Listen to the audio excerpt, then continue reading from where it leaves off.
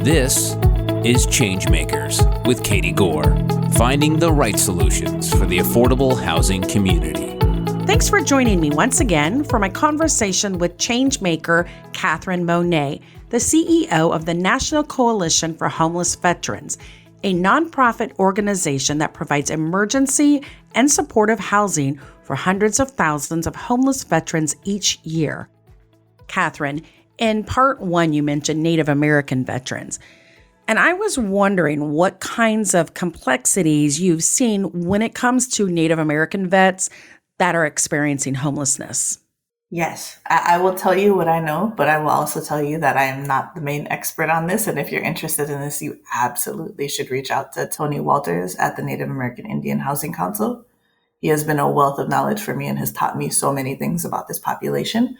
The places that are served by, in Indian country on reservations tend to see a little bit more, overcrowding, in some communities, substandard housing. But what's really great is that there is a program called Tribal HUD-VASH that can help with that. We have long supported the expansion of Tribal HUD-VASH so that more tribes and more partners can take advantage of the opportunity to create more housing for the veterans that are enrolled, because Native Americans actually serve at a higher rate per capita than any other race in this country. And so it is really important that we meet those needs. Now, in urban areas, I think that there are places where natives tend to kind of go to resettle. And I think what we have seen there is kind of this rise in unsheltered homelessness, right? Where we saw in Minneapolis, maybe it was during COVID or right at the start of COVID, there was kind of a giant encampment of Native people. And I think we've seen some of the same in places like Seattle. And so, I think to the degree that we can support culturally relevant care that wraps around veterans and individuals, we definitely support that. Seattle's been really interesting because there's an organization out there called the Chief Seattle Club. And a part of what they do is really provide culturally relevant services to the population, I guess the urban Indian population there that is facing housing instability. And they actually just opened an affordable housing development it's a mix. It's for civilians, and I think there are some veteran units. And I've not been out to see it yet, but I've actually heard really great things about it from some of our partners out there in the area. That could definitely be a best practice right there if you have a facility that is offering culturally relevant services and that it is meeting those needs. And I think that once you go out and visit, that would be a great case study to, even feature on your own podcast or your webinar, because I'm sure lots of other cities would like to hear about that. Yeah. Speaking of your podcast, tell us about what the coalition is doing on your podcast and fellow podcast to fellow podcast. I want to feature that. And how can people find it? And what do you guys talk about? Give us all the specifics. I really appreciate that, Katie. We do have a podcast called The Road Home. It's focused in on veteran affordable housing. We've done 2 seasons so far. And the first season really focused on highlighting traditional, veteran affordable housing developments and the different funding streams that were utilized to pull them together. Season 2 was a little bit different in that we focused in on innovative models that communities were using, all the way from ADUs to modular development to tiny homes and everything in between. So different ways that communities were really trying to get at some innovation and some quick movement towards affordable housing. We are right now preparing season 3, and we hope to start pushing episodes out this fall. Season 3 will focus in on housing from kind of a different lens, an equity focused lens, right? And thinking about how developers and communities can better meet the needs of different groups of veterans, whether they're focusing in on gender-based needs or race-based needs or the needs of aging veterans and age-based needs or disability status. So I think it'll be really interesting. We've been so thankful that the Home Depot Foundation has come in to support our podcast and actually support the development of that. They have been amazing partners to us and to many in the field. And you can actually find it. It's called The Road Home. And I think you can listen to it anywhere where you can find podcasts. So on Spotify and iTunes and Amazon and all the places where you go. The way I found it, I was out reading about you, and I came across a episode about grant and per diem programs Mhm, that is through the Veterans Affairs. mhm. And it was interesting because it was how facilities can be transitioned to permanent housing.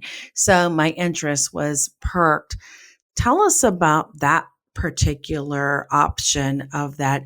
I think you guys call them GPDs, or Yeah, you it's have an not the best name, right? acronym.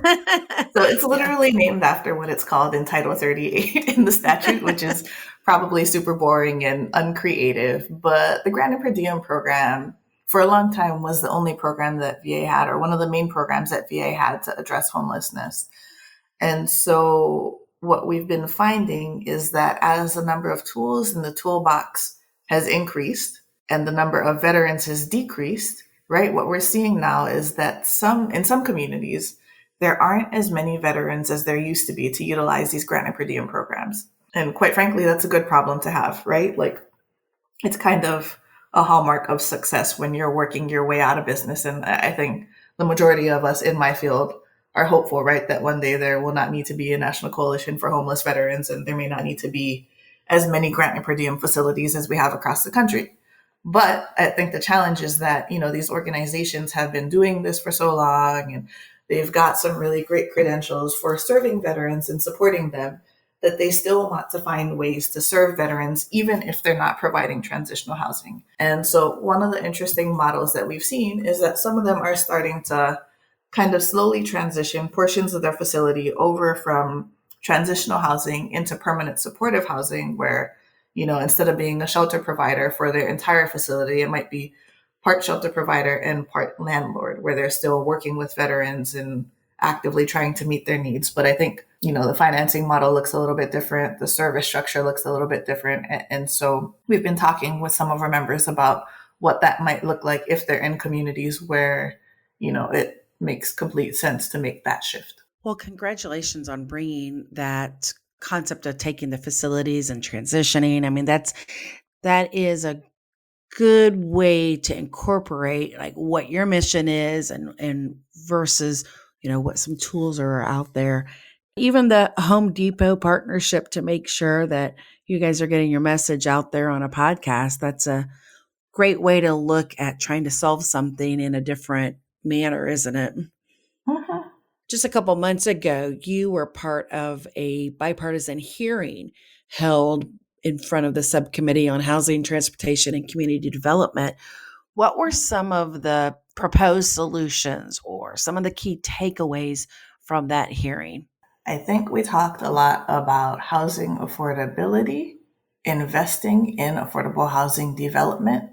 And then I think I talked a little bit about supportive services and the need to continue to invest in VA's ability to provide supportive services for veterans. And so, do you think they're going to take that and focus on healthcare options? Is there a specific category, or, more funding for VASH vouchers? Or what do you think the takeaway options could be for them? So I think we're hopeful for more vouchers for the whole population, right? It's interesting because in our world, we talk about VASH vouchers a lot, but I think something that gets lost in the conversation is that there are a number of folks who served in the military who may not be eligible for HUD-VASH for a variety of reasons, right? Whether it's that they're homeless but aren't experiencing chronic homelessness, or maybe they don't have a disability, or maybe their discharge status is one that doesn't allow them to access VA benefits at all. And so I think our hope is that there will be more VASH vouchers, but we still do support more vouchers for everyone, because in some communities, set asides of regular old Section 8 vouchers have been the big game changer for their ability to end veteran homelessness, right? Where you see them putting VASH ineligible veterans in Section 8 and privately funded case management to kind of support them in moving off the streets. We definitely support more vouchers. I think we would like to see more investments in, the Housing Trust Fund and home and all of the kind of normal affordable housing development vehicles that are used. Because I think what we hear from our members is that there's just not an easy way to make projects pencil out without those resources, right? And then when you think about supportive services, we've been talking a lot about the GPD reimbursement rate, which is super wonky. And I will tell you, and I'll try to keep this simple. I'll tell you a little bit about it. So in short, the way that GPD shelter providers are paid by the government for their services is per bed per head, right? So if you have a veteran in the bed that night, you get reimbursed for it after you bill for it. That reimbursement rate has historically been tied to VA's state home rate, right? So for their nursing homes for older veterans. And what we've heard from our members is that oftentimes that rate is not enough to pay for all of the services and supports that they need to. So during COVID, we were able to work with Congress to get the reimbursement rate lifted to 3 times the state home rate to accommodate all of the things that they had to do during COVID and keep everyone kind of solvent and operating. But the challenge was that the lift was temporary. And so basically the way the legislation shook out was that the rate was lifted until the end of a national, state, or local emergency designation. And I'm sure, as you know, right, the national emergency designation runs for 90 days at a time. And so every 3 months, providers are kind of thrown into this uncertainty where they're now thinking about, well, is my rate going to stay at $150 or is it going to drop back down to $60? Like, how do I know how to budget for my staff? How do I know how to keep my GPD open? What does it mean for me as the leader of this organization? And so one of the things that we were pushing for in that hearing was for a provision in S2172, which is a bill that has been considered and reported out that we would like to move forward. But it would increase the permanent rate to at least $120, or the maximum rate that a provider could be reimbursed, giving providers more room to actually pay for the services and things that they're required to pay for in order to operate the program. Tell us what is involved in rapid rehousing and how you guys are looking at that particular domain. Well, so VA's Rapid Rehousing Program, the acronym for that is SSVF, another well-named acronym taken straight from Title 38. SSVF stands for Supportive Services for Veterans and Families. And that program has really been amazing for providers because of its flexibility and its kind of low barriers to entry. One of the things that we saw during COVID was that the program dramatically grew in size. And because it is so flexible, VA was really able to innovate with it, and they're now able to offer shallow subsidies to veterans. So veterans can have longer term assistance, right? That's not necessarily preconditioned or tied to their income level, to encourage veterans to have, longer term, greater housing stability. VA recently announced a round of new awards to grantees to support more landlord engagement, where grantees are now able to use some of the supplemental funding to pay landlords incentives for taking veterans. They're able to support move-in costs in addition to what they can already support for veterans. And they just have some really innovative things going on with the program. And so one of the other service interventions that we really supported at that recent hearing was increasing the funding available for the SSVF program to continue doing the great work that they've been doing throughout the pandemic and beyond. Where can people find this information that the VA has published? Because for those who try to navigate government websites, it can be a maze to try to find. Is there a specific area that they should look for? Yeah, so VA actually has done kind of a really great job. So if you go to va.gov/homeless, I think you can find information on all of the VA programs from, HUD-VASH to GPD to SSVF, and it's kind of all comprehensive. But the SSVF page has more information on, who the grantees are in communities, what they can spend their money on. And it's even got some lists about, who received new supplemental grants versus who had just the regular SSVF grant. So you can see what the organizations in your community can provide to the veterans that you're working with. Excellent. Also, I wanted to highlight another VA, and I'm not sure who the partnership was here, how it started, but it was a initiative to get at least 1,500 homeless veterans in Los Angeles into permanent housing. Are you aware of that particular initiative? I think one of the things that you probably need to know for context is that the largest share of veterans experiencing homelessness seems to be centered around Los Angeles City and County.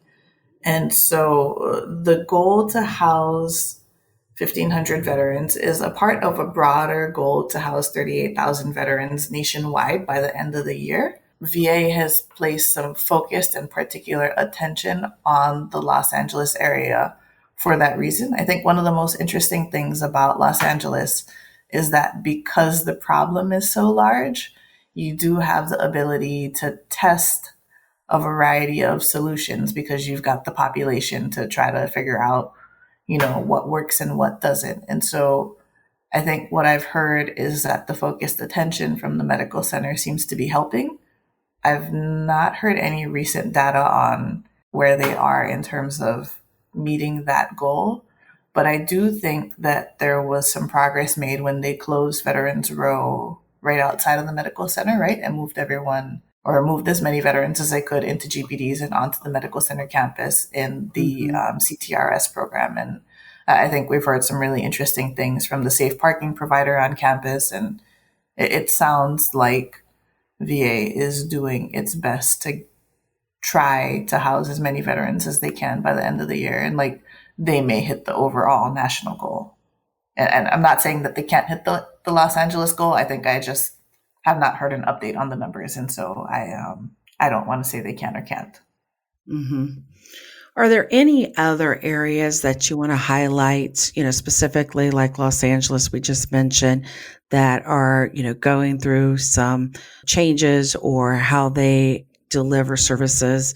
Well, in the state of New Jersey, the American Legion has been going through this redevelopment process of a lot of their Legion posts where they're starting to add affordable housing on top of the posts, right? So they'll kind of take an old rundown Legion post and then they'll sort of create the stack and work with an affordable housing developer to get tax credits and whatnot to line it all up.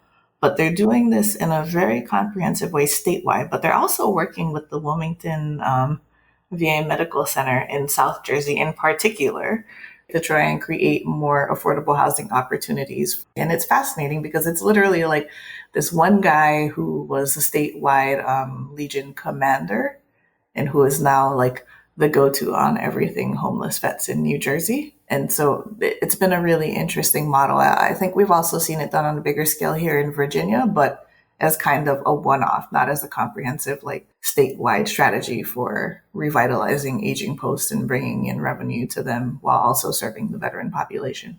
That's an excellent example because it's, non-traditional provider of housing really, but they probably saw the need and realized that they could help meet it. So that's a really, really good one to highlight.